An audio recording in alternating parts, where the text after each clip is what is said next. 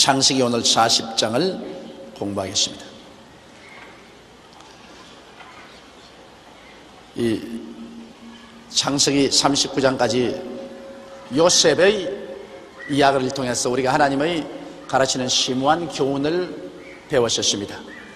그 교훈이 뭐냐 하면, 하나님이 주시는 우리가 꿈을 가슴속에 품으면 그 다음에는 이 꿈이 이루어지기 위해서 우리가 많은 슬픔과 고통과 눈물의 골짜기를 지날지라도, 인간의 생각으로는 모든 것이 절망이고 모든 것이 끝이 났다고 생각할지라도, 우리 가슴 속에 하나님이 주신 꿈이 살아있는 이상은 그 꿈이 우리를 끝까지 성취하는 길로 이끌어 간다는 것입니다. 한번 따라 말씀하세요. 내가 꿈을 만드는 것이 아니라 꿈이 나를 이끌고 목표에 도달케 한다. 이 꿈은 바로 하나님의 성령의 언어입니다. 그렇기 때문에 꿈이 없는 백성은 망한다고 하는데, 우리가 정말 하나님 성령께서 말씀을 통해서 우리 마음속에 많은 꿈을 줘요. 시시각각으로 하나님 우리 기도할 때 성령으로 우리 마음속에 많은 꿈을 줘요. 우리가 꿈을 간직하면 아무리 그 다음 우리 생애 속에 어려운 일이 다가와도 그 어려운 일 자체가 바로 꿈을 성취하는 것으로 이끌어가는 것입니다. 도저히 인간의 생각은 상상할 수 없는 그러한 방법으로 하나님께서 우리를 이끌어 가시는 것입니다. 요셉이 그 마음속에 꿈을 품었은지, 그 형제들이 오히려 저 꿈쟁이가 어떻게 꿈이 이루어지는가 보자고 꿈을 파괴하려고 그를 잡아서 파는 것조차도 꿈을 이루는 것에 도움이 되고 말았던 것입니다. 그는 종으로 팔리고 억울한 누명을 덮어쓰고 감옥에 들어가고 또 배신을 당하고 그 여러 가지 일을 당했으나 그 꿈이 이루어지는 방향으로 걸어갔던 것입니다. 1절부터 보겠습니다. 그 후에 애굽 왕의 술 맡은 자와 떡 굽는 자가 그 주 애굽 왕에게 범죄한지라. 바로가 그 두 관원장, 곧 술 맡은 관원장과 떡 굽는 관원장에게 노하여 그들을 시위대장의 집안에 있는 옥에 가두니, 곧 요셉의 갇힌 곳이었더라. 이제 하나님의 역사가 시작하는 것입니다. 요셉은 억울한 누명을 덮어쓰고 시위대장의 뜰에 있는 감방에 갇혀서 외롭게 날을 지나는데, 이제 희한하게 하나님의 역사가 도킹하는 것입니다. 애굽의 바로 왕의 떡장관과 술장관이 아마 모반을 계획했는지 모르겠습니다. 그것이 들통이 나가지고서 바로 왕의 굉장한 노를 사서 둘이가 시위대 감방에 갇히게 된 것입니다. 옛날에 임금이 얼마나 화려한 생활을 했던지 그래. 세상에 떡장관이 뭡니까? 떡장관, 밥하는 장관, 그리고 술 만드는 장관. 그 보면 옛날 독재자들이 어리어리하게 살았다는 것을 말하는 것입니다. 뭐 우리 오공비리는 뒤나가라, 그럴 정도로 옛날의 독재자들은 잘 살았습니다. 그런데 이 떡장관과 술장관이 제일 그래도 임금에게 갇혀 있습니다. 왜냐하면 임금이 지 뭐라고 해도 매일같이 밥은 3번 먹고 술도 3번 내지 4번 마시기 때문에 언제나 떡장관이 떡을 해서 바치고 또 술장관이 술을 해서 바치기 때문에 제일 같이 있었습니다. 그래서 이 떡장관과 술장관이 바로의 노를 사가지고서 시위대 뜰 감방으로 갇힌 것 그 자체가 이제 하나님의 섭리가 시작된 것입니다. 이래서 그래도 소위 이제 장관이니까 높은 자리에 있었으니까 시위대 뜰에 들어오자마자 보디발이 요셉을 하여금 그들에게 수종을 떨겠습니다. 그래서 아침 점심 저녁 그들을 수종해서 잘 섬기게 되었습니다. 사람은 여러분 이 세상에 살면서 우연히 우리 서로 만나고 우연히 헤어지는 것 같지만은 실상은 그렇지 않습니다. 우리 주를 믿는 사람은 모든 일에 하나님의 섭리가 그 배후에 있는 것입니다. 하나님께서 우연히 만나게 하는 것 같지만 실상은 우연히 만난 것도 아니고, 또 우연히 헤어지는 것 같지만 우연히 헤어지는 것도 아닙니다. 그 배후에 하나님이 섭리해 주셔서 하나님의 뜻을 이루기 위해서 그렇게 하는 것입니다. 더구나 우리 예수 믿는 사람들은 우리 만나면 서로 기도해주고 전도해주고, 그런 기도와 전도가 우연한 것 같지만은 그것이 동기가 되어서 열매를 맺고 그 영혼을 구원받고 하나님의 영광이 나타나는 이런 역사가 일어나게 되는 것입니다. 5절을 읽겠습니다. 옥에 갇힌 애굽 왕의 술 맡은 자와 떡 굽는 자 두 사람이 하룻밤에 꿈을 꾸니 각기 몽조가 다르더라. 이 하나님의 성령의 연사 가운데 계시의 연사가 있습니다. 이 계시의 연사는 대개 꿈이나 환상이나 묵시로 우리에게 오는 것인데요, 이 하나님의 계시의 연사는 지혜의 말씀의 연사, 지식의 말씀의 연사, 영분별의 연사, 이 세 가지로 나타납니다. 근데 지혜의 말씀의 연사라는 것은 이 우리가 기도할 때 성령께서 우리 마음속에 아이디어를 주십니다. 인간으로서 생각하지 못한 희한한 아이디어를 마음속에 주신 것입니다. 이래서 우리가 여러 가지 문제를 당했을 때 이 문제를 어떻게 해결할까 큰 고민을 하고 있을 때 하나님께서 아이디어를 주시는데, 그 아이디어가 잠을 잘 때 꿈에 너 이렇게 하면 된다는 그런 지시를 해 주신 것입니다. 이 꿈으로서 오는 그 하나님의 연사는 꿈에 여러분께서 잠을 주무실 때 그런 아이디어를 주시는 것은 그건 지혜의 말씀의 연사입니다. 또 지식의 말씀의 연사라는 것은 내가 도무지 알지 못하던 일을 꿈에 가르쳐 줍니다. 도둑놈이 들어올 것이라든지, 너 물건 잃은 것이 어디에 있다든지, 너 오늘 가면 누구를 만날 것이라든지, 이러한 도무지 내 인간적으로는 알 수가 없는 것을 이렇게 미리 보여주는 것, 이것은 지식의 말씀의 연사입니다. 그 영분별의 연사는 꿈을 통해서 하나님의 역사가 일어나는지 그렇지 않으면 사탄의 일이 일어나는지 그것을 미리 하나님이 보여주신 것은 영분별의 연사인 것입니다. 이 특별히 하나님께서 이렇게 꿈을 통해서 계시를 많이 해주는 사람이 있어요. 그건 특별히 하나님께 은사를 받은 사람입니다. 우리 같은 사람은 꿈을 꾸면 꼭 까꿀로 해석해야 맞아요. 나는 아주 이상하게 꿈을 꾸어도 그 꿈 반대로 해석하는 것이 오히려 맞지, 내 꿈은 안 맞아요. 그렇기 때문에 나는 내 꿈은 아예 그냥 무용지물로 생각을 합니다. 저는 자고 나서 어떤 꿈을 꾸어도 나는 개꿈이다, 무용지물이다, 이렇게 생각하는데, 우리 집사람 꿈은 나는 꿈 꾸었다 하면 100% 믿습니다. 그거는 25년여 동안 같이 살아온 동안에 내가 가만히 보니까 그 꿈꾼 것이 백발백중으로 맞더라고요. 하나님께서 그 계시를 꼭, 그 계시를, 옛날에 우리 어머니가 꿈을 잘 꾸더니만 또 그것도 며느리가 또 바통을 받아가지고서 또 며느리가 꿈을 잘 꿉니다. 그래가지고서 언제나 아유 여보 나 꿈 꾸었어 하면 내 간이 철렁 내려앉습니다. 혹시 내가 뭐 잘못한 것도 다 하나님이 말해주는 거 싶어가지고서 무슨 꿈 꾸었어? 그 개꿈이지. 그런데 꿈을 말하는 거 보면은 보통 꿈이 아니에요. 그 대개 하나님이 하신 꿈은, 주신 꿈은 똑 들으면 성경 읽는 것 같아요. 그 꿈 내용이 꼭 성경 읽는 것 같아요.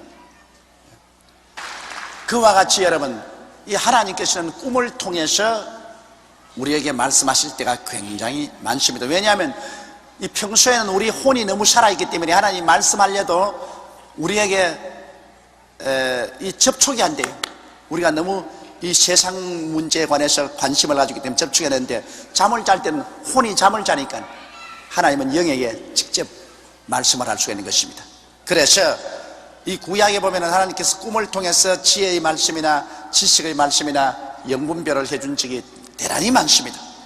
그런데 자, 요셉이 꿈을 잘 해석을 하는 사람이니까 이제 떡장관, 술장관을 반역을 더 하게 하고 난 다음에 감옥에 들어와서 요셉으로 시중 들게 하고 난 다음에 이 사람들에게 하나님이 꿈을 주시겠습니다.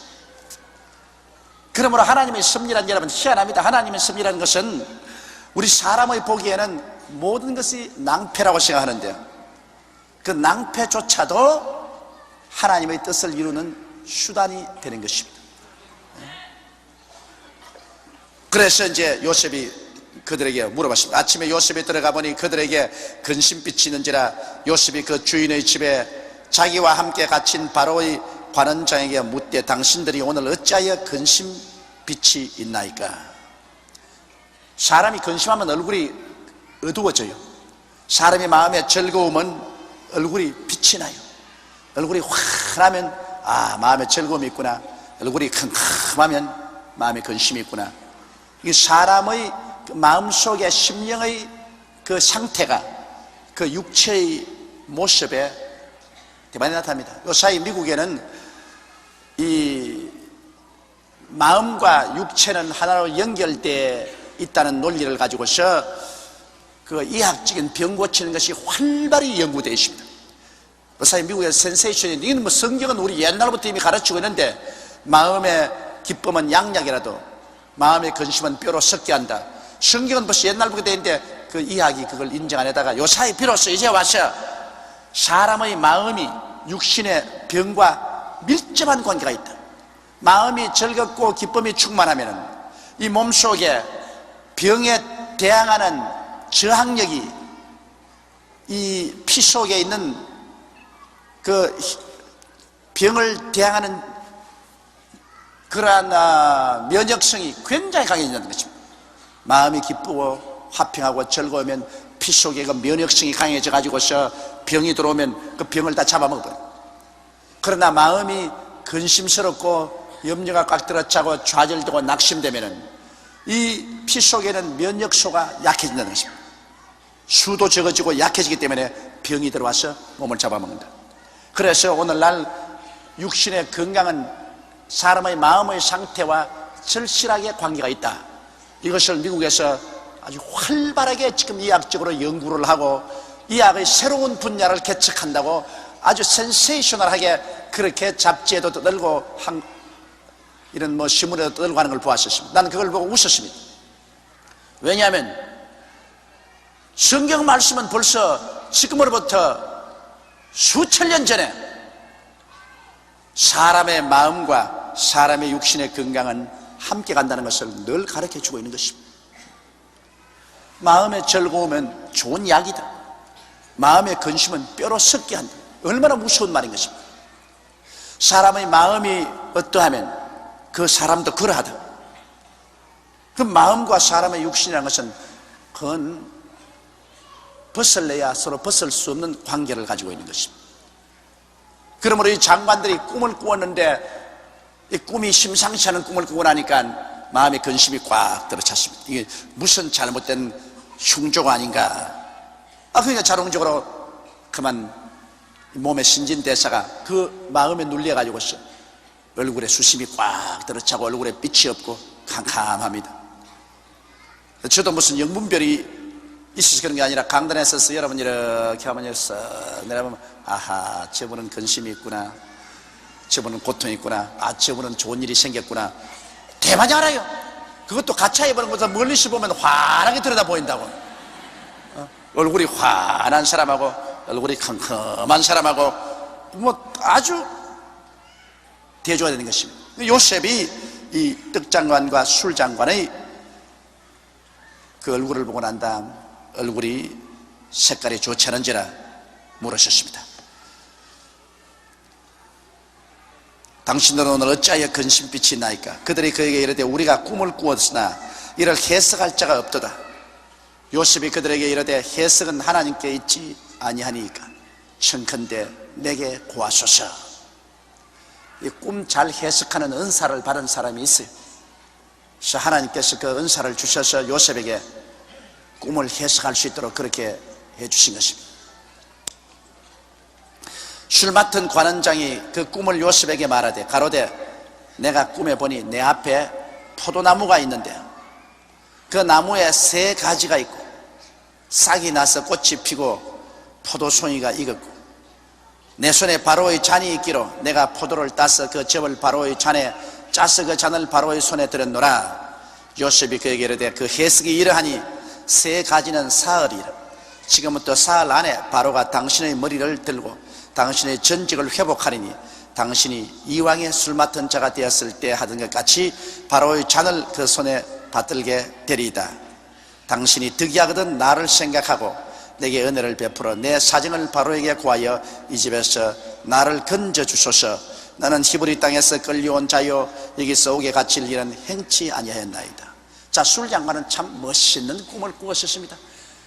하나님께서 좋은 몽조를 술장관에게 주었습니다. 그는 요셉을 보고 내 꿈은 바른 것이 아니라 내 앞에 포도나무가 쫙 생겨나더니만 포도나무에서 3줄기가 생겨나고 그 3줄기에서 꽃이 피더니만 탐스러운 포도가 주렁주렁 열린지라 내가 바로가 마시는 잔을 가지고서 그 포도를 따가지고서 그 포도즙을 짜가지고서 바로에게 드리니까 바로가 마시더라.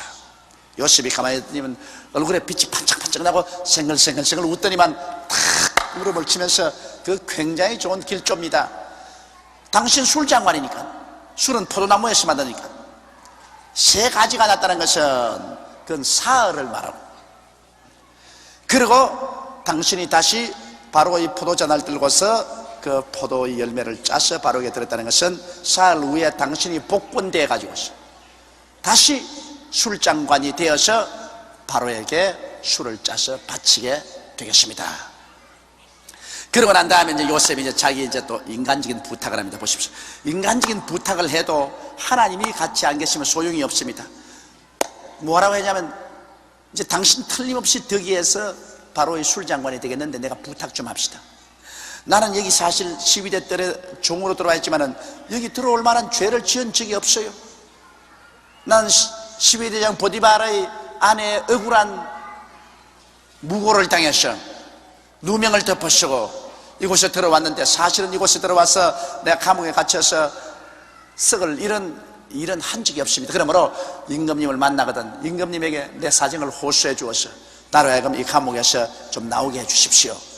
간절히 부탁했는데 나중에 뒤에 보면은 술장관이 그 감방에서 나가서 장관으로 복귀되자 아예 깜짝같이 잊어버렸습니다. 그것도 뭐 하루 이틀 잊은 게 아니라 2년 동안 잊어버렸습니다. 2년 동안. 그러니 뭐 무심하기 짝이 없습니다. 부탁을 하고 난 다음에 2년 동안 아무 소식이 없는 것은 그 부탁이 소용이 없다는 것입니다. 사람이 아무리 부탁을 해도 하나님이 같이 계시지 아니하면 사람의 부탁이 효과가 없다는 것입니다. 그러므로 여러분 뭘 부탁하거들랑 꼭 기도를 하세요. 하나님이 그 부탁하고 같이 하셔야지 하나님이 같이 하지 않은 인간의 부탁은 사라집니다. 이 술장관이 얼마나 은혜를 얻었습니까? 그럼에도 불구하고 그는 깜짝같이 잊어버렸습니다. 자, 술장관의 그 좋은 길몽을 보고 떡장관이 용기가 생겼습니다. 그러면 우리 같이 감방에 들어갔으니까 나도 좋은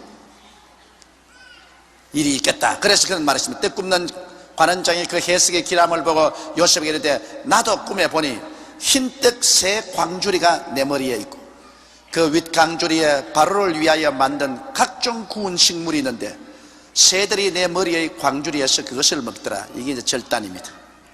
바로가 먹었으면 좋은데 왜 새가 와서 먹습니까? 요셉이 대답하여 가로되 그 해석은 이러하니 새 광주리는 사흘이라. 지금부터 사흘 안에 바로가 당신의 머리를 끊고 당신을 나무에 달리니 새들이 당신의 고기를 뜯어 먹으리이다 하더니, 자, 이 해석을 들었으니 이 사람 벌써 사흘이 되기 전에 죽었어. 자기는 좋은 해석 줄 알고 아유 내 꿈도 좀 해석해줘요. 내 머리에 떡을 3광주리를 만들어서 였는데 그 위에 바로가 먹는 여러 가지 음식을 만들었는데 새들이 와서 먹더라. 아까 이 술장관은 바로의 잔을 따라서 바로 왕에게 바쳤다고 했으니까 그건 좋은 것이지만은, 바로가 만든 음식으로서 바로에게 바쳐야 되겠는데 새들이 와서 먹으니까 그 머리는 항상 떡을 만들어서 이곳서 바로에게 가던 머리인데 그게 새들이 먹으니까 그것은 사흘 만에, 광주리 셋은 사흘이요. 그리고 새들이 와서 먹더라는 것은 목이 잘려서 매달아 놓으면 새들이 와서 그 고기를 뜯어 먹을 것이라고 말한 것입니다. 하나님이 꿈을 주실 때 상당히 상징적으로 꿈을 주십니다. 꿈을 그대로 주지 않고 아주 상징적인 그런 꿈을 여기에 주십니다. 보통 사람들은 해석이 안 되죠. 포도가지, 나무 가지 3개가 사흘이 될 줄 어떻게 알며, 떡 3광주리가 그게 사흘 후라는 그 의미를 어떻게 알 수 있습니까?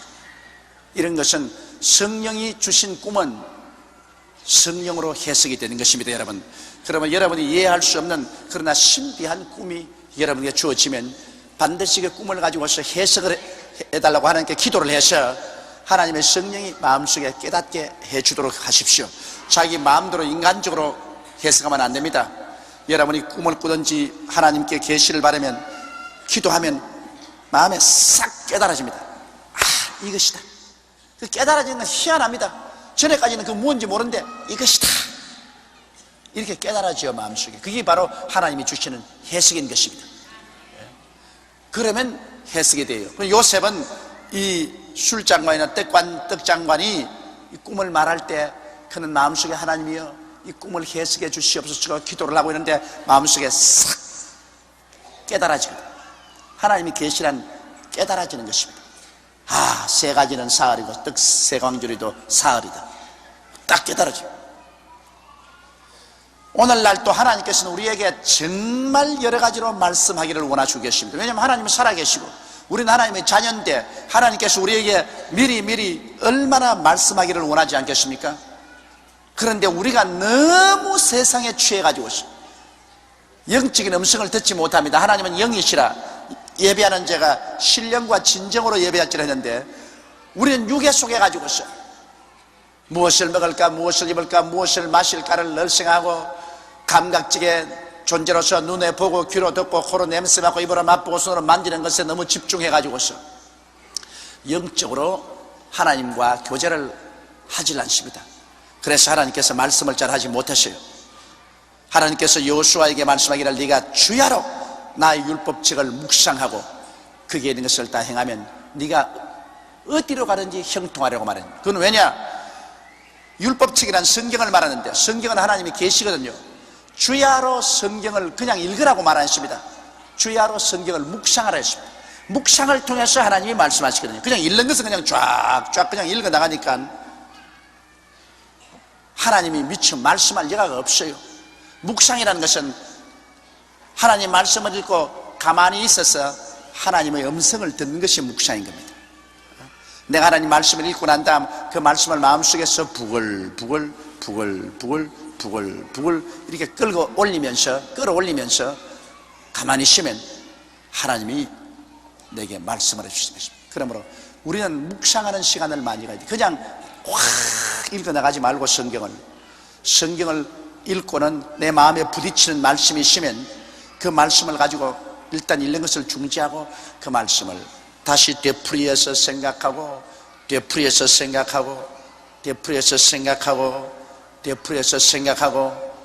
또 그 말씀을 통해서 하나님이 성령이 무엇라고 말씀하는가 귀를 기울여야 됩니다. 이번에 제가 대만에 가는데 저는 배탈이 잘 나요. 전 물만 나쁘면 배탈이 납니다. 그건 우리 조상으로부터 이어받은 병 같아요. 아, 대만에 가는데 또 그냥 아랫배가 탁 배탈이 나가지고서 아랫배가 그냥 자꾸 괴로운데 견딜 수가 없어. 그 이 해외 여행 가서 나는 물만 바꾸어지면 배탈이 나는데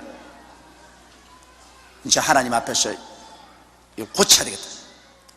그래 기도를 하다가 말고 제가 하나님 말씀, 제가 우리 연양것을 친히 담당하시고 병을 짊어지시도다 함을 이루라 하심이라. 마태복음 8장 18절인가 19절인가 있는 말씀입니다. 그럼 이 말씀 내가 잘 아는 말씀입니다. 그거 그냥 읽고 지나가면 얼마인지 알 수 있는 말씀입니다. 그러나 그 말씀을 통해서 내가 배탈이 났으니까 하나님이 내게 무엇을 가르치는지 모르기 때문에 그 말씀을 묵상하기로 작정하고 앉아가지고 1시간을 그 말씀을 되씹는 겁니다. 되씹는 겁니다. 제가 혼자서 앉아간 제가 채찍에 맞음으로 너희가 나음을 입었나니, 제가 채찍에 맞음으로 내가 나음을 입었나니, 제가 채찍에 맞음으로 내가 나음을 입었나니, 제가 채찍에 맞음으로 내가 나음을 입었나니, 제가 채찍에 맞음으로 내가 나음을 입었나니, 제가 우리 연양을 친히 담당하시고 우리 병을 짊어지셨던 하나님을 이루하십니다. 이걸 마음에 탁 그 말씀에 집중을 해서 그 1시간을 계속 내가 묵상하는, 계속 외우는 겁니다. 천천히 깊이 생각하면서 그걸 외우는데, 나중에 1시간 좀 지나니까 그 말씀 속에서 정말 내 영혼을 진동하는 하나님의 음성이 들려오는 것입니다. 그 음성이 뭐냐? 그 음성입니다. 제가 채찍에 맞음으로 너희가 나음을 입었나니. 이게 글자가 아니라 하나님의 거대한 음성이 되어서 내 영혼 속에 들어오면서 그냥 내 마음속에 믿음이 확 들어차집니다. 어떠한 병도 다 짓밟아버릴 수 있는 그런 믿음이 마음속에 확 들어와요. 그 믿음을 가지고 이제는 할렐루야 감사합니다, 이제는 됐습니다. 그러자 싹 사라지고 마는 것입니다. 그 병이 그냥 싹 사라졌어요. 그러므로 여러분, 하나님의 말씀은 묵상을 해가지고서 그것이 하나님의 음성으로 변화되는 것입니다. 이 눈으로 보는 문자로 남아있으면 안 돼요. 믿음은 들음에서 나며 들음은 그리스도의 말씀으로 말미암니라. 믿음은 읽음으로 오는 것이 아니라 들음으로 옵니다. 그러므로 눈으로 읽고 난 다음에 이것을 자꾸 반복해서 영혼 속에 들려와야 돼요. 내 영혼 속에. 믿음은 들음에서 나며 내 영혼 속에 말씀이 들려와야 됩니다. 그러면 그것이 믿음이 돼요.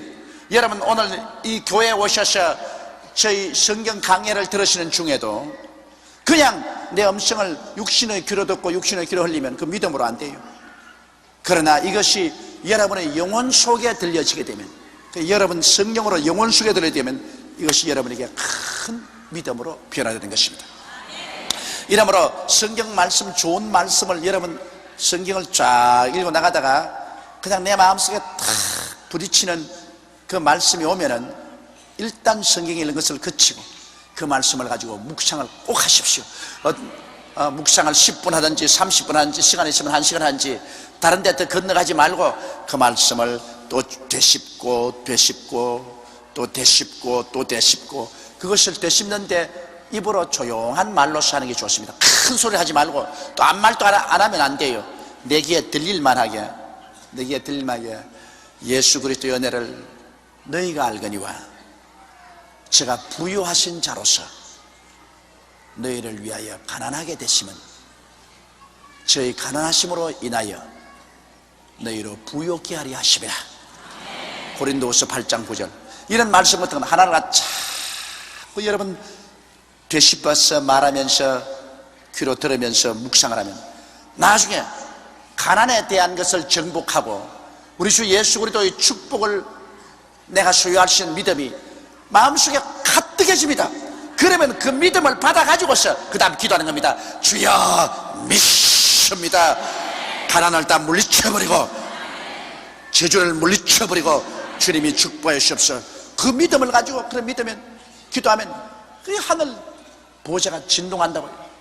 먼저 말씀을 묵상해서 그 말씀을 가지고 내 믿음을 얻고 난 다음에 그 믿음의 바탕에 서서 기도를 하는데, 보통 사람은 그러지 않고 말씀도 보지 않고 묵상도 하지 않고 마음에 믿음도 안 생기는데 그저 자꾸 와서 입술로 가지고서 주야 하고 고함을 칩니다. 그건 애만 섰지 믿음으로 하지 않은 모든 것이 죄인이라고 말했었습니다. 믿음으로 해야지 믿음으로 하지 않은 것이 무슨 효과가 있습니까?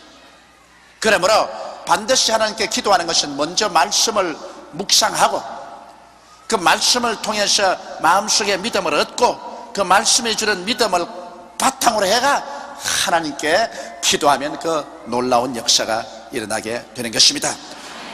이러므로 성령이 주시는 깨달음은 바로 묵상을 통해서 오는 것입니다.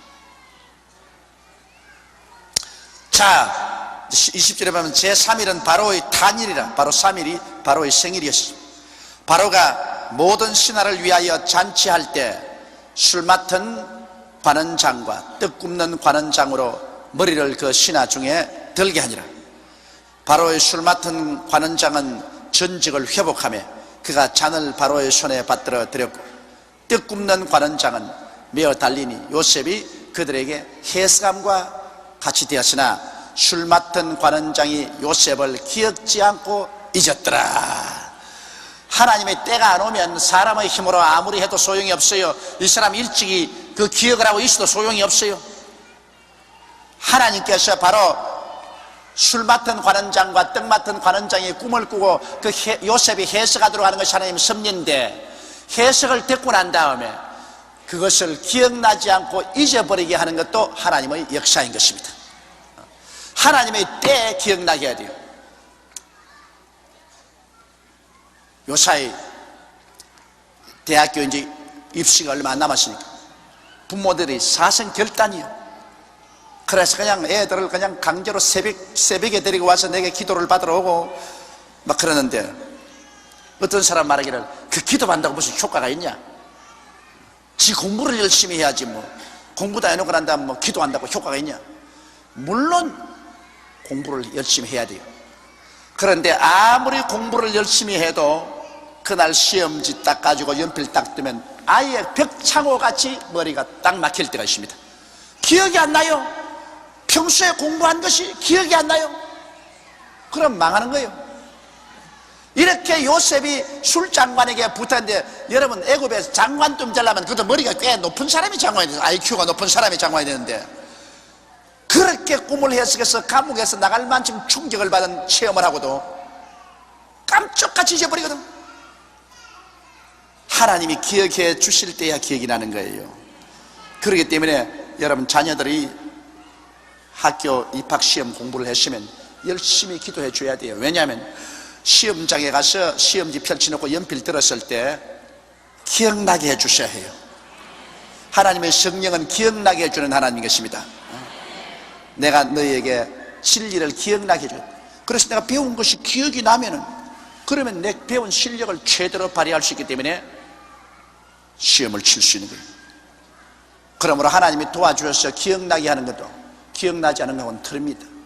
그리고 하나님은 불의한 하나님이 아니기 때문에 공부 안 한 사람에게 시험 잘 치도록 하지는 않아요.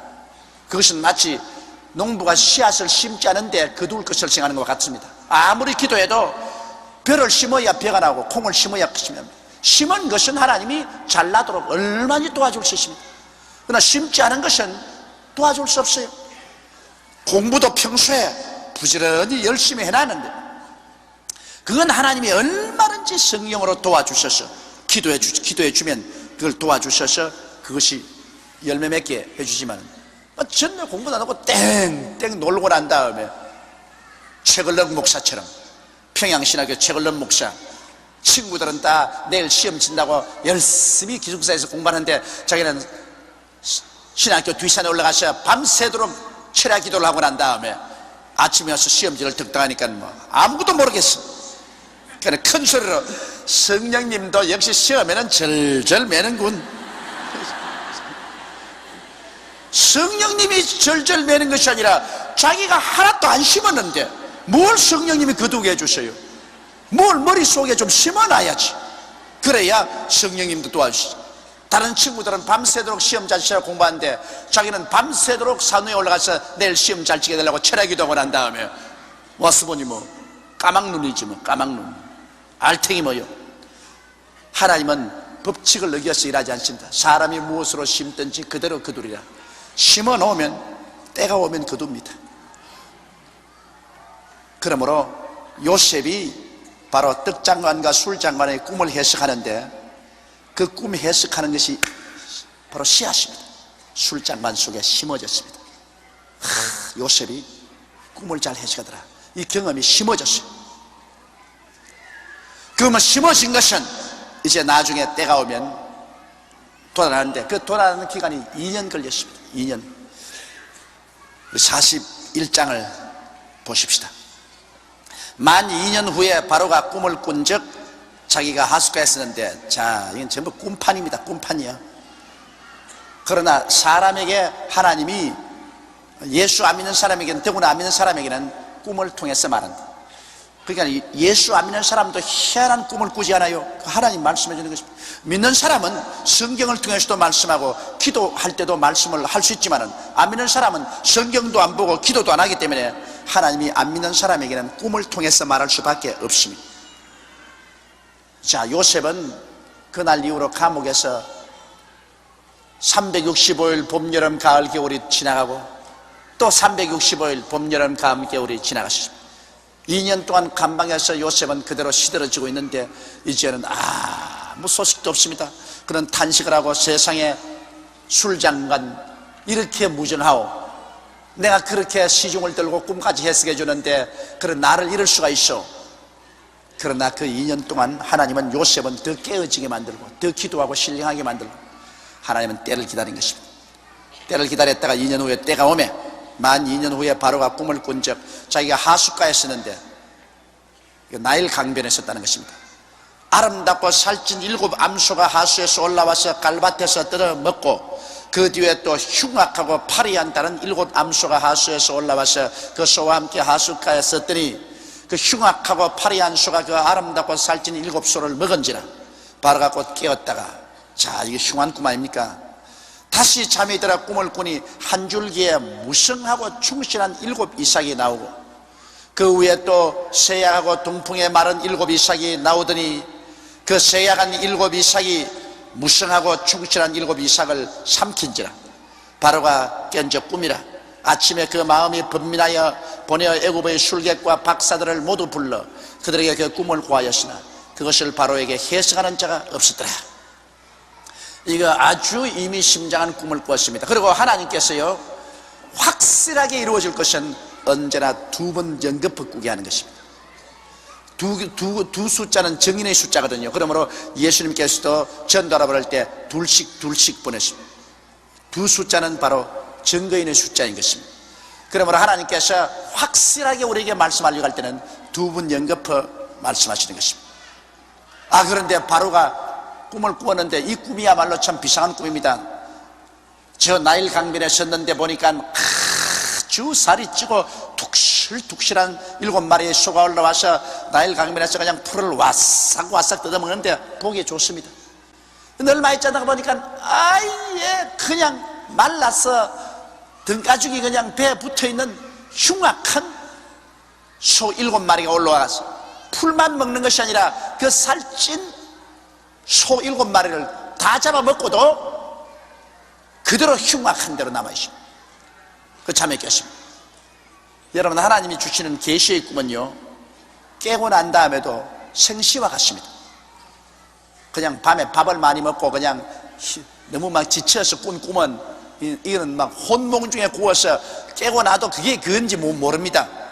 그러나 하나님이 주신 꿈은 초롱초롱해요. 깨고 나도 생시에 본 것 같아요. 그 바로가 참 인상 깊게 생각해요. 그거는 또 잠이 잤는데 요번엔 또 하숫가에 서 있는데 아주 기름지고 충실한 7 이삭이 쫙 이렇게 이삭이 나와요. 그러더니만 잠시 후에 아주 동풍에 마르고 가뭄에 알맹이는 하나도 없고 쭉쫙한 7 이삭이 나더니만 이 7 이삭이 살찐 이삭을 다 잡아먹어버려요. 다 잡아먹고도 그대로 쭉쭉하게 남아있습니다. 아주 뚜렷이 봤습니다. 아침에 잠에서 깨어났는데 그는 실제로 나일 강변에 가서 직접 보고 온 것처럼 기억이 초롱초롱합니다. 그러니까 그건 계시의 꿈이거든요. 계시의 꿈은 여러분이 계시의 꿈이 오면은 아주 초롱초롱합니다. 하나님이 틀림없이 이거는 실제로 내가 꿈을 안 꾸고 본 것처럼 기억 속에서 사라지지 않습니다. 그런 게 계시 꿈입니다. 보통 막 꿈을 안 다음 잊어버리가 아무리 생각도 안 하다가 겨우 기억이 나고 하는 이런 꿈 아닙니다. 그래서 이거 비상한 꿈이 돼서 애굽의 술객들과 박사들을 불러가지고서 그 이야기를 했어요. 이거 해석하라. 하나님이 주신 꿈은 하나님의 성령이 깨닫게 해주시지 사람의 힘으로 해석이 되나요? 그러니까 뭐 술객과 박사들이 입이 벙벙해가지고서 그건 무슨 말인지 모르겠습니다. 이제 그럴 때 이때를 위해서 하나님이 술장관, 떡장관을 반역을 하게 해가지고서 시위대 뜰에 들어오게 한 것입니다. 자, 하나님은 여러분 급하지가 않습니다. 그걸 잊지 마세요. 요셉은 당장 감옥에서 나올 줄 알았는데 하나님은 급하지가 않습니다. 2년 동안 기다렸습니다. 하나님은 천년이 하루 같고 하루가 천년 같습니다. 하나님의 일을 여러분 너무 다급하게 생각하지 마십시오. 하나님은 꾹 참고 하나님 하는 일을 기다려야 되는 것입니다. 무슨 일인지 하나님 일은 꾹 참을 줄 알아야지 조급하면 안 되는 것입니다. 2년 후에 이 바로가 이 꿈을 꾸고 난 다음 이 꿈을 해석을 못해서 그래서 바로의 심기가 좋지 않아 온 바로 왕궁에 긴장이 돌고 소문이 쫙 났습니다. 바로가 희한한 꿈을 꾸고 해석을 하는데 해석을 못함으로 심기가 싸나워져 가지고서 오늘 바로에게 결제받으러 갔다가는 박살난다고 오늘 바로 앞에는 조심하라 이런 소리가 났습니다. 술 맡은 관원장이 바로에게 고하여 가로되 내가 오늘날 나의 허물을 추억하나이다. 바로께서 종들에게 놓아서 나와 떡 굽는 관원장을 시위대장의 집에 가두셨을 때 나와 그가 하룻밤에 꿈을 꾼 적 각기 징조가 있는 꿈이라. 그곳에 시위대장의 종된 히브리 소년이 우리와 함께 있기로 우리가 그에게 고하며 그가 우리의 꿈을 풀되 그 꿈대로 각인에게 해석하더니 그 해석한 대로 되어 나는 복직하고 그는 메어 달렸나이다. 자, 바로 이 술장관의 마음에 심어준 요셉의 해석이 이것이 사기 돋는데 2년 걸렸다고요. 2년 걸렸어. 당장 사기 난 것도 있겠지만은 2년 걸렸었어. 바로가 꿈을 해석 못해서 절절매니까 확 기억이 나거든.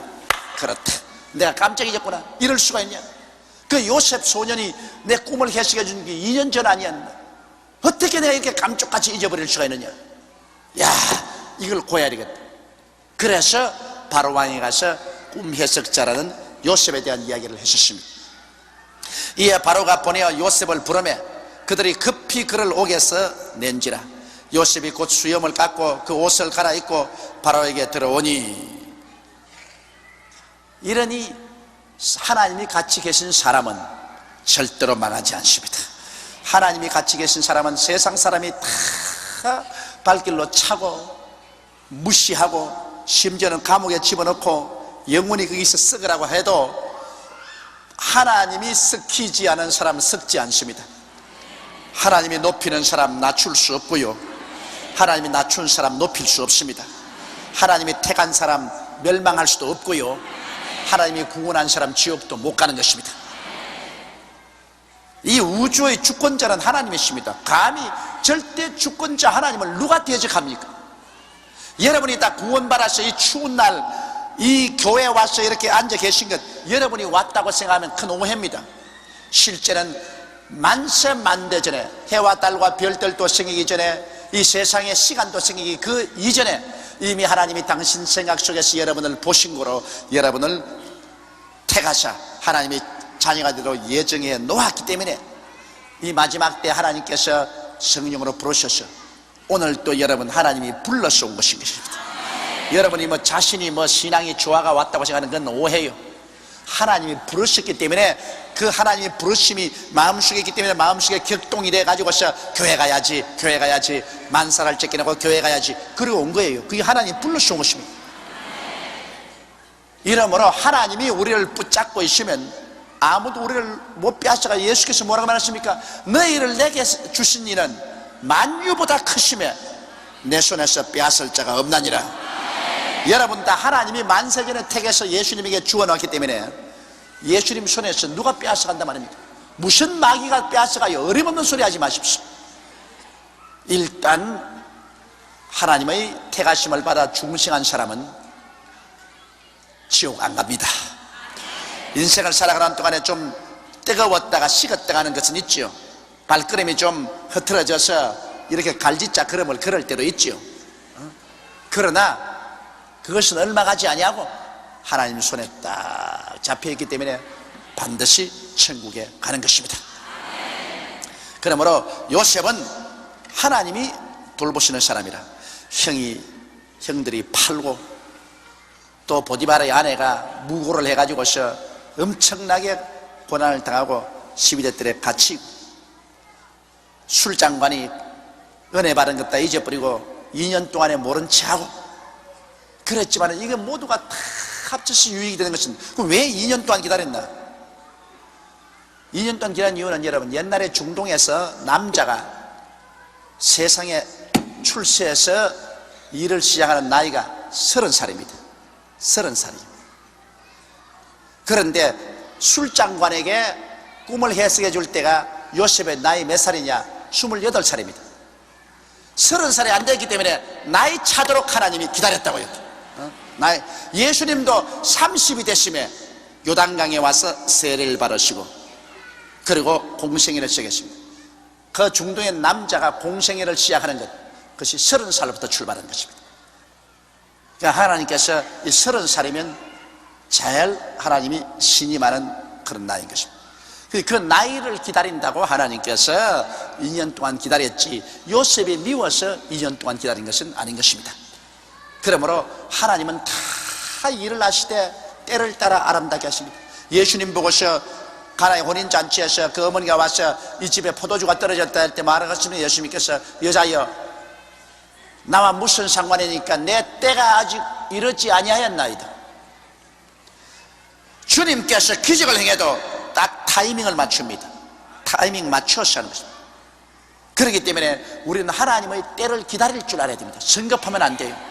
성급하면 절대 안 돼요. 하나님의 때를 기다려. 어떤 때는 신속히 다가오고 어떤 때는 늦게 다가옵니다.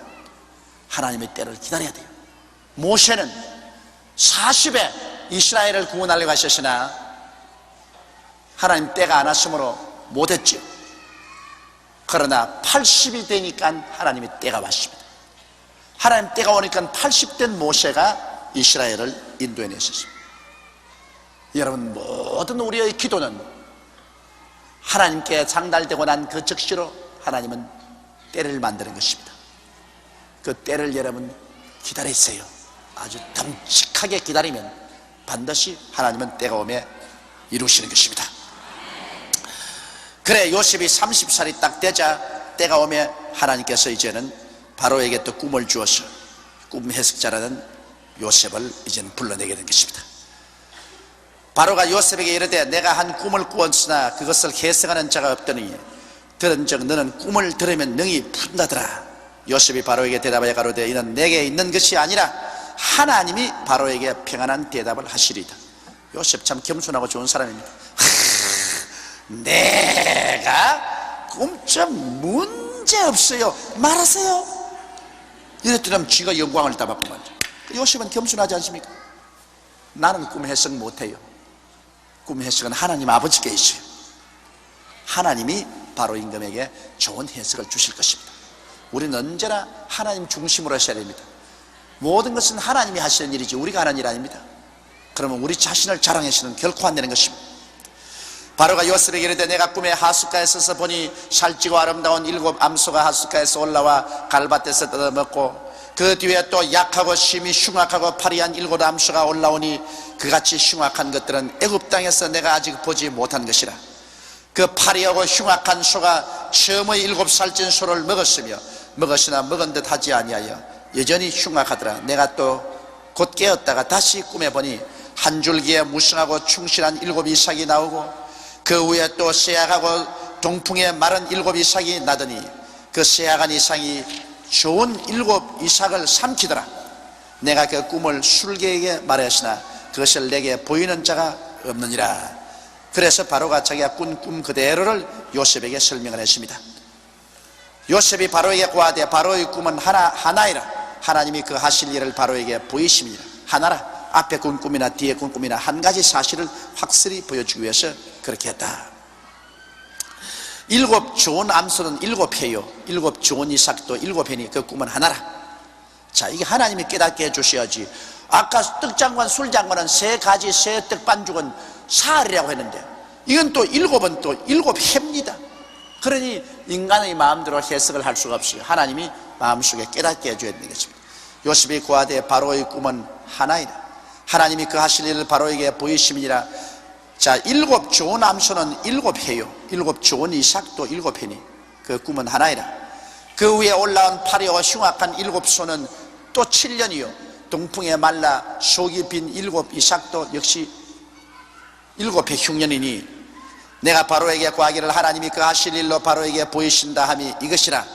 온 애굽 땅에 7해 큰 풍년이 있겠고 그 후에 7해 흉년이 들므로 애굽 땅에 있던 풍년을 다 잊어버리게 되고 이 땅이 기근으로 멸망되리니 후에던 그 흉년이 너무 심함으로 이전 풍년을 이 땅에서 기억하지 못하게 되리이다.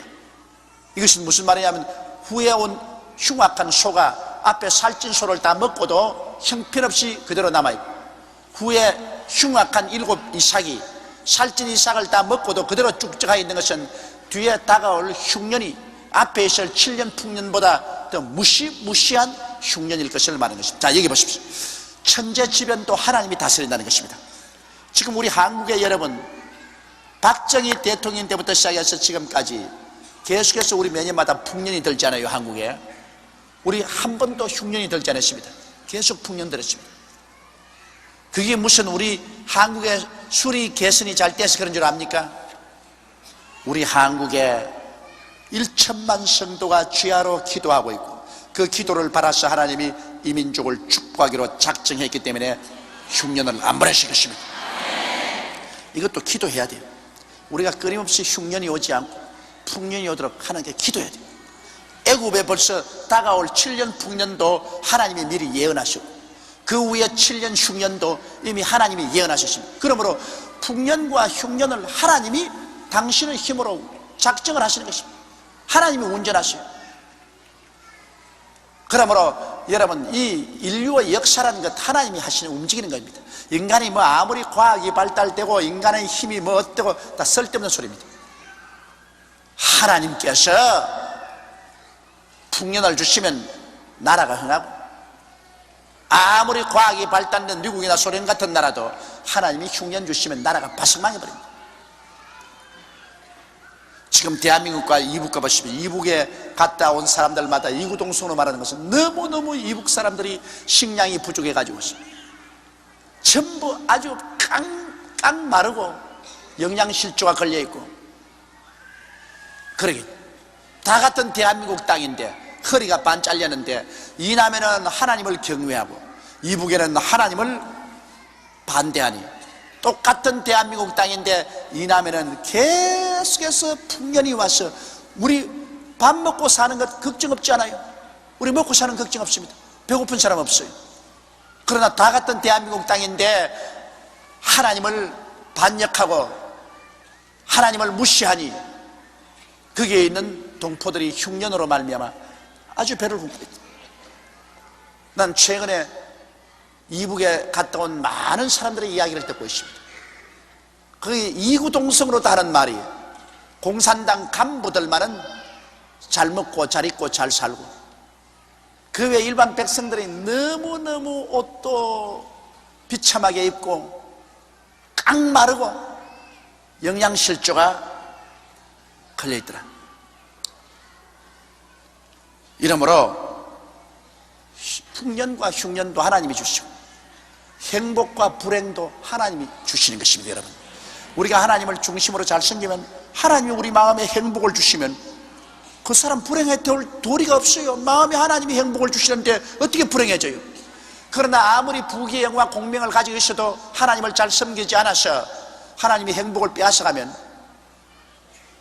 아무도 행복하지 않아요. 미국의 세계적으로 가장 부자였던 폴 게티, 폴 게티는 내 기억이 뚜렷한가 몰라도 세계에서 가장 부자인데 5번 결혼하고 5번 이혼했습니다. 그러고 난 다음 맏아들은 비행기 사고로 죽고 둘째 아들은 알코올 중독자로 정신 이상자가 되고 뭐 셋째는 그렇게 됐어요. 그래서 신문 기자가 폴 게티에 가서 만년에 물었습니다. 당신은 행복합니까? 그러니까 화를 파삭 내면서 행복이 어디 있어? 그러더라고요. 세계적인 갑부였던 폴 게티가 행복이 없었어요. 행복은 여러분 물질을 많이 가짐으로 행복이 옵니까? 인간의 행복이란 절대로 권력이나 물질적인 탐욕에서 오지 않는다. 행복은 하나님이 주셔야 행복해질 수 있다. 하나님이 안 주시면 행복은 오지 않는다. 그러므로 여러분, 이 우주의 절대 주관자여 중심은 하나님인 것입니다. 하나님을 떠난 인생은 지가 무슨 말해도 절대 행복하지도 않고, 그리고 그 미래의 희망도 없습니다. 하나님만이 풍년도 주시고 흉년도 주시고 행복도 주시고 불행도 주시고 건강도 주시고 슬픔도 주시고, 그러므로 우리가 예수 그리스도 이름으로 하나님을 찾아야 돼요. 잘 살려면 우리는 수직적인 인생관계를 먼저 가져야 되죠. 위로 하나님을 찾아야지. 그러면 수평적인 인생관계는 해결이 되는 것입니다. 하나님 제끼놓고 내 혼자 그냥 수평적으로 그냥 무엇을 먹을까, 무엇을 입을까, 무엇을 마실까, 어떻게 행복을 얻을까, 그냥 바짓바람 치맛바람 다 날리면서 뛰어댕겨도 그런다고 해서 행복이 다가오지는 아니하는 것입니다. 그러므로 하나님께서 인간의 역사와 운명을 좌우한다는 것을 여기에 뚜렷이 볼 수 있습니다. 하나님은 이 요셉 한 사람을 통해서 하나님의 섭리를 이루기 위해서 전 우주의 운행을 하나님께서 좌우하시는 것입니다. 하나님이 한 사람을 위해서 이런 큰 일을 하신 것입니다. 바로께서 꿈을 2번 겹쳐 꾸신 것은 하나님이 이 일을 정하셨습니다. 속히 행하시리니 이제 바로께서는 명철하고 지혜 있는 사람을 택하여 애굽 땅을 치리하게 하시고, 바로께서는 또 이같이 행하사 국중에 여러 관리를 두어 그 7해 풍년에 애굽 땅의 5분의 1을 거두되 그 관리로 장차올 풍년의 모든 공물을 거두고 그 공물을 바로의 손에 돌려 양식을 위하여 각 성에 적치하게 하소서. 이와 같이 그 공물을 이 땅에 저장하여 애굽 땅에 이말 7해 흉년을 예비하시면 땅이 흉년을 인하여 멸망치 아니하리이다. 요셉은 꿈만 해석한 것이 아니라 이 문제를 어떻게 해결할 것까지도 말했습니다. 바로 왕이요, 그러므로 7년 동안의 흉년이 들어서 굉장히 곡식이 잘 될 때, 그때 곡식의 5분의 1을 다 거두어 가지고서, 그래서 각 성마다 큰 창고를 짓고 그 창고에 그냥 관리자를 주어서 곡식을 가득 채워 놓으십시오. 7년을 이렇게 곡식을 모아 놓으면 그 곡식이 바다 모래같이 많을 것입니다. 그렇게 하고 난 다음 7년 흉년이 오면 그 곡간을 열어가지고서 백성들에게 이 곡물을 팔면은, 그러면 흉년을 면할 수가 있습니다. 그러니 꿈만 해석하는 것이 아니라 이 문제를 해결할 대책까지도 요셉이 말을 해 주었습니다. 하나님이 주신 지혜지요. 바로가 그 모든 신하가 이 일을 좋게 여긴지라 바로가 그 신하들에게 이르되 이와 같이 하나님의 신이 감동한 사람을 우리가 어찌 얻을 수가 있으리요. 자, 사람을 좋은 사람 얻는다면 이것보다 천금의 은혜가 없습니다. 이 세상에 여러분, 사람 좋은 사람 얻는다는 것 얼마나 좋은지 압니까? 오늘날 직장이 없는 것이 아니라 사람이 없어요. 좋은 직장에 좋은 사람을 갖다 놓으면 일은 사람이 하는 거예요. 일은 사람이 해요. 인생을 사는데 한 여인의 생에는 남편 잘 만나야 행복하고, 또 남편은 부인 잘 만나야 행복하고, 사업하는 사람은 그 사업의 동력자를 잘 만나야 그 사업이 잘 되는 겁니다. 흥하고 망하는 것 사람 따라오는 것입니다. 그렇기 때문에 성경은 복 있는 사람은 이라고 말했지, 복 있는 나라는, 복 있는 땅은 그렇게 말했어요. 사람 잘못 만나면 화를 만나고, 사람 잘 만나면 복이 오는 것입니다. 그러니 이 바로가 이런 요셉 같은 사람을 내가 어떻게 만나, 그 사람 알아줘야 돼. 보디발 집에는 요셉을 알아주지 못하고서 그를 감옥에 쳐넣었지만은 바로는 사람 보는 눈이 있었습니다. 하나님의 신의 감동을 받고 이렇게 지혜로운 사람 도대체 어디 있겠는가. 그래서 요셉에게 이르되 하나님이 이 모든 것을 내게 보이셨으니 너와 같이 명철하고 지혜 있는 자가 없도다. 너는 내 집을 치리하라. 내 백성이 다 내 명철에 내 명을 복종하리니 나는 너보다 높음이 보좌뿐이라. 바로가 또 요셉에게 이르되 내가 너로 애굽 온 땅을 총리하게 하노라 하고 자기의 인장 반지를 빼어 요셉의 손에 끼우고 그에게 세마포 옷을 입히고 금사슬을 목에 걸고 자기에게 있는 버금술에 그를 태우매 무리가 그 앞에서 소리 지르기를 엎드리라 하더라. 바로가 그로 애굽 전국을 총리하게 하시더라. 사람 팔자 시간 문제다. 이거 감옥에서 총리 대신이 되시니 그를 감옥에 집어넣었던 시위대장 보디발이 이제는 누구의 부하가 되느냐? 요셉의 부하가 됐어요. 그러니 보디바르의 부인이 얼마나 코가 닷발로 빠지지 않겠습니까? 자기가 무고를 해가지고서 남편이 고발해서 감옥에 넣은 그 요셉이 감옥에서 총리로 올라앉았으니 이제 총리 각하 앞에 시위대장 보디발과 그 집안 식구들이 전부 무릎을 꿇고 절을 하게 되었으니 참 사람 팔자는 알 수가 없는 것입니다. 사람이란 참 알 수가 없어요. 더구나 요셉같이 종으로 팔려온 사람이, 감옥에 죄수로 들어간 사람이 총리 될 줄 누가 알았어요? 하나님이 같이 계시면 어떠한 일도 일어날 수가 있는 것입니다. 하나님이 같이 안 하시면 이런 일은 절대 일어날 수 없어요. 그러나 하나님이 같이 계시니까 이런 어마어마한 일이 일어난 것입니다. 그래서 애굽의 국무총리가 되었고, 요셉이 13년 전에 꾸었던 그 꿈이 하나도 없이 다 이루어졌습니다. 그 꿈이 이루어지는 과정이 기구했지만은 그 꿈이 마음에 간직되어 있는 이상 그 꿈은 어떠한 환경을 통해서도 목표에 도달하게 만들어주는 것입니다. 여러분이 마음에 꿈을 품으십시오. 꿈이 여러분을 끌고 갈 것입니다. 바로가 요셉에게 이르되 나는 바로라, 애굽 온 땅에서 내 허락 없이는 수족 놀릴 자가 없으리라 하고 정권을 받았습니다.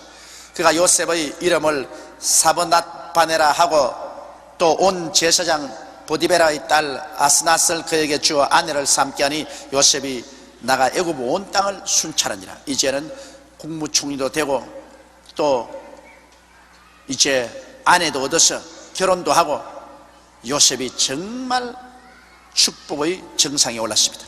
요셉이 애굽 왕 바로 앞에 설 때 30세라.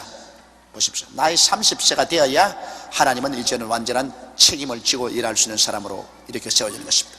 그가 바로 앞을 떠나 애굽 온 땅을 순찰하니 7해 풍년에 토지 소출이 심히 많은지라 요셉이 애굽 땅에 있는 그 7년 곡물을 거두어 각성에 저축하되 각성 주위의 밭의 곡물을 그 성 중에 저장하며 저장한 곡식이 바다 모래같이 심히 많아 세기를 거쳤으니 그 수가 한이 없음이더라.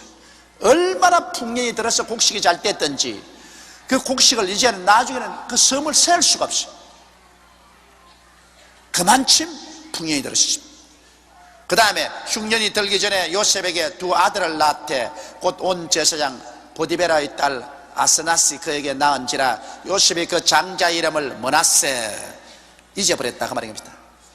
잊어버렸다는 것은 원한을 다 잊어버렸다 그 말인 것입니다. 고향 산천 떠나서 아버지 그립고 형들이 자기를 팔은 그 원한의 슬픔, 이 모든 고통을 이제 하나님 축복 가운데서 다 잊었다. 과거는 다 청산했다. 이제 과거는 다 잊었다. 그래서 그 아들의 이름을 므낫세라 했어요. 여러분 이걸 볼 때 요셉이 얼마나 그 마음속에 고통이 쌓였다는 것을 볼 수 있습니다.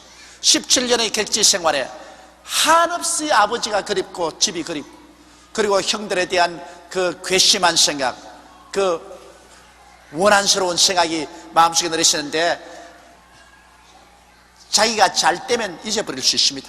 국무총리가 되고 결혼도 하고 첫 아들 낳으니까 이제는 다 잊었다. 이제 므낫세다. 이제는 과거 다 잊었다. 하였으니 하나님이 나로 나의 모든 고난과 나의 아비의 온 집 일을 잊어버리게 하셨다며 차자의 이름을 에브라임이라 하였으니 하나님이 나로 나의 수고한 땅에서 창성하게 하셨다 함이더라. 하나님이 수고한 땅에서 크게 창성했다. 그러므로 하나님이 하시는 일은 그것인 것입니다. 하나님은 우리의 과거의 모든 슬픔과 원한을 잊어버리게 하시고 하나님은 우리에게 장성한 축복을 주시기를 원하시는 것입니다. 바로 요셉에게 섭리한 것이 이 하나님의 역사입니다. 우리 예수 믿는 사람은 끝이 좋다 그 말인 것입니다. 예수 믿는 사람은 아무리 처음이 좋아도 끝이 나쁠 때가 많은데 우리 예수 믿는 사람은 끝이 좋습니다. 처음은 나빠도 끝이 좋아요. 그것이 하나님이 우리에게 베푸신 선하신 은총인 것입니다. 애굽 땅에 7해 풍년이 그치고 요셉의 말과 같이 7해 흉년이 들기 시작하며 각국에는 기근이 있으나 애굽 온 땅에는 식물이 있더라. 애굽 온 땅이 주림에 백성이 바로에게 부르짖어 양식을 구하는지라 바로가 애굽 모든 백성에게 이르되 요셉에게 가서 그가 너희에게 이르는 대로 하라 하니 흉년이 들어 먹을 것이 없으니 나라 임금에게 먹을 것 달라고 백성이 아우성치니까 임금은 걱정할 것 없어. 그런 좋은 총리 대신이시니 임금이 뭘 걱정해서 요셉에게 가거라. 요셉이 다 알아서 해줄 것이다. 온 지면에 기근이 있으며 요셉이 모든 창고를 열고 애굽 백성에게 팔세, 애굽 땅에 기근이 심하며 각국 백성도 양식을 사려고 애굽으로 들어와 요셉에게 이르렀으니 기근이 온 세상에 심함이었더라. 그래서 하나님은 요셉을 통해서 미리 예비하셔서 그렇게 큰 기근이 다가와도 기근을 능히 이기고 나갈 수 있게 만드는 것입니다. 여기서 다시 한번 여러분, 하나님이 우리에게 보여주신 것은 하나님은 야훼 일에 예비하는 하나님이신 것입니다. 한번 따라 말씀하시죠. 야훼 일에 예비하시는 하나님. 하나님은 미리 아시는 거로 미리 예비하십니다. 하나님은 요셉을 통해서 애굽 땅에 흉년이 올 것을 미리 아시는 거로 풍년을 먼저 주어서 예비를 해놓고 흉년을 이기게 하시는 것입니다. 우리가 하나님을 중심으로 섬기고 나가면 우리가 환난을 안 당한다고는 말할 수 없어요. 우리에게 환난도 다가오고 시험도 다가오고 고통도 다가오고 괴로움도 다가옵니다. 다가와요. 그러나 반드시 환난 당하고 시험 당할 쯤에 하나님이 피할 길을 내사 너희로 능히 이기게 하시느니라. 하나님은 우리가 알지 못한 사이에 다 예비해 놓습니다. 그거 다 회복하고도 남음 있도록 하나님이 미리 예비해 놓는 것입니다. 그러므로 예수 믿는 사람들은 하나님 중심으로 내가 살고 하나님 뜻을 받들고 살았었으면 어떤 일이 다가와도 하나님은 그에 대해서 미리 예비해 놓았다는 것을 알아야 되는 것입니다. 눈에는 정가 안 보이고 귀에는 소리 안 들리고 손에 잡히는 것 없어도 좋습니다. 성경은 하나님이 자기를 사랑한 자를 위해서 예비해 놓은 모든 것은 눈으로 보지 못하고 귀로 듣지 못하고 마음으로도 생각지 못하였다 함과 같음이라 했습니다.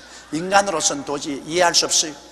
그러나 시간이 지나가면 착착 하나님이 예비하신 손길이 나타나기 시작하는 것입니다. 이러므로 우리는 예비하는 하나님과 함께 살게 될 때 얼마나 큰 기쁨을 가지고 살 수 있는지 모르겠습니다. 그렇기 때문에 욕심낼 필요 없어요. 하나님 예배심을 따라서 우리가 살아야지. 인간의 탐욕이 들어와서 욕심을 내다가는 아담과 하와처럼 하나님 예비한 데 순리로 살지 않고 억지로 탐욕을 내다가는 하나님께 버림당하고 일신을 망치는 일이 얼마나 많습니까? 인생은 탐욕을 가지고 살지 말아야 돼. 인생은 순리로 살면 하나님이 다 예비해 놓고 하나님이 우리를 이끌어 주시는 것입니다.